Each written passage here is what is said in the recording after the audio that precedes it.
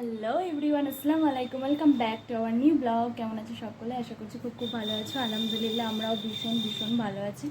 তো আমি এখন বেরোবো, হচ্ছে স্কুল 8:30 বাজছে। মানে ব্লগিংটা আর কি তাড়াহুড়ো করেই শুরু করা, কারণ আজ 28 দিন আমার বেবি হওয়ার।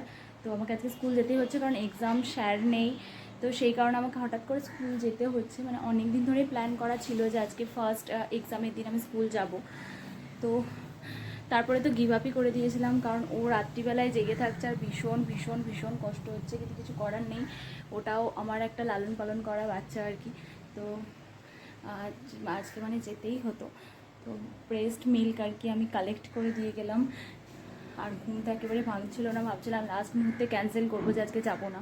যাই হোক, চলো, এত তাড়াহুড়োর মধ্যে কথা বলতে পারছি না, লাস্টে তোমাদের সঙ্গে কথা বলবো। এখন বেরোবো, কারণ আবার টোটো ধরার জন্য অনেকক্ষণ দাঁড়িয়ে থাকতে হবে, জানি না কতক্ষণ দাঁড়িয়ে থাকতে হবে।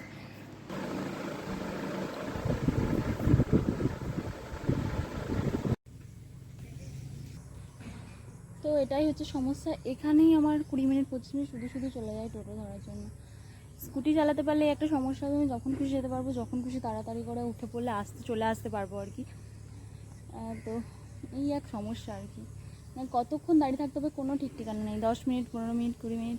আর আমার মুখে প্রেগনেন্সি মানে ডেলিভারির পর না এত সব মানে কি র্যাশ বেরিয়ে গেছে। অবশ্য যত্ন নেওয়া হয় না তার জন্য ক্রিমও ঠিকঠাক মাখা হয় না, ফেস ওয়াশও হয়তো একবার, তাও মানে কখনো মিস হয়ে যায়। চান করতে ঢুকলে যদি মানে কান্না টান্না। চলো, ফাইনালি টোটো চলে এসছে। তো অনেক দিন পর কাজে ফেরা, অনেক দিন মানে খুব বেশি দিন গ্যাপ নিইনি।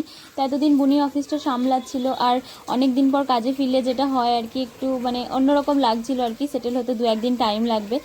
তো মানে ওর কাছে আবার বুঝে নিতে হবে, যেমন আমি ছাড়ার আগে ওকে বুঝিয়ে দিয়েছিলাম অফিসের ব্যাপারগুলো। তো আবার আমাকে লাগবে 2 দিন আর কি ওর কাছে বুঝে নিতে। তো তারপরে দেখো বাড়ি ফিরে গেছিলাম, আর এই ভিডিওটা বেশিক্ষণ করতে পারিনি।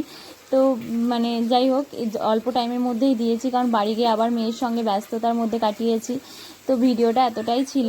এসে তাড়াতাড়ি হয়ে গেলাম ফ্রেশ, কারণ যেহেতু বাইরে থেকে এসেছিলাম। আর ফ্রেশ হয়ে এসে দেখছি মানে আমার মেয়ে উঠে গেছে আর কি। তো খাইয়ে দাইয়ে তারপর আবার মানে ক্যামেরাটা আর কি অন করলাম। তো একদম ঠিকঠাক টাইমেই উঠেছে আর কি, কারণ খিদে পেয়েছিলো। তো আমি যে টাইমে এলাম সে টাইমে যেটা করে দিয়েছিলাম সেটা অলরেডি খেয়েছিল একটু, মানে আমি যাওয়ার কিছুক্ষণ পর। তারপরে আবার আমি এলাম, তারপর খিদে পেলাম। তো যাই হোক, চলো, খাবার দিয়ে দিয়েছে মা। সকালবেলায় শুধু চা আর বিস্কুট আর ডিম সেদ্ধ খেয়ে গেছিলাম, এখন ভাত খাবো।